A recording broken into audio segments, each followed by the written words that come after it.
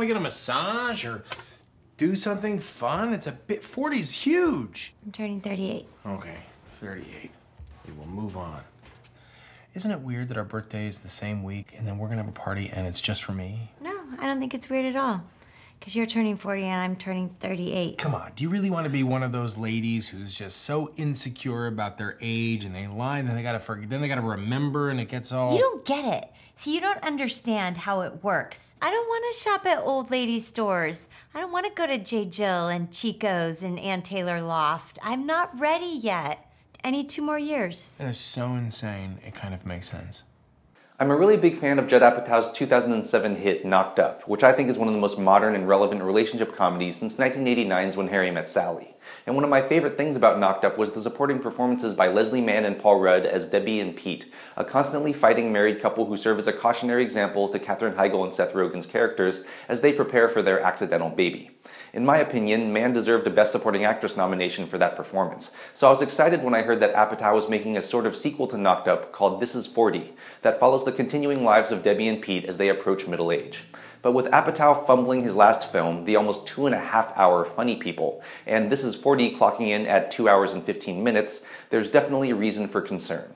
This Is 40 takes place a few years after Knocked Up, with Debbie and Pete's problems largely persisting. Debbie still criticizes Pete constantly without taking responsibility for her role in their fights, while Pete continues to find ways to withdraw, whether through cycling or retreating to the bathroom with his iPad. But new problems have also cropped up. The movie starts on Debbie's 40th birthday, even though she claims she's turning 38 and refuses to have a joint birthday party with Pete, who's turning 40 a week later. Pete's boutique record label is struggling and will only survive if their new release from an aging rocker is a big success. Debbie's clothing store is missing thousands of dollars, and Pete's dad, played by Albert Brooks, is a continuing financial drain as Pete secretly lends him money. Debbie and Pete's daughters, Sadie and Charlotte, who are played by Apatow and Mann's real-life daughters, Maud and Iris, are now 13 and 8 years old, with Sadie becoming a hormonal, social media-obsessed monster who's growing away from her little sister. That's about all there is for plot, as Debbie and Pete grapple with the realities of getting older, their lost passion for each other, and the increasingly dire state of their finances and their efforts to keep it secret from each other. Later, the film looks at the effects their parents had on their marriage, especially Debbie's dad, played by John Lithgow, who's had little contact with her since divorcing her mom and starting a new family when Debbie was just a kid. There's also a surprise development I won't spoil here.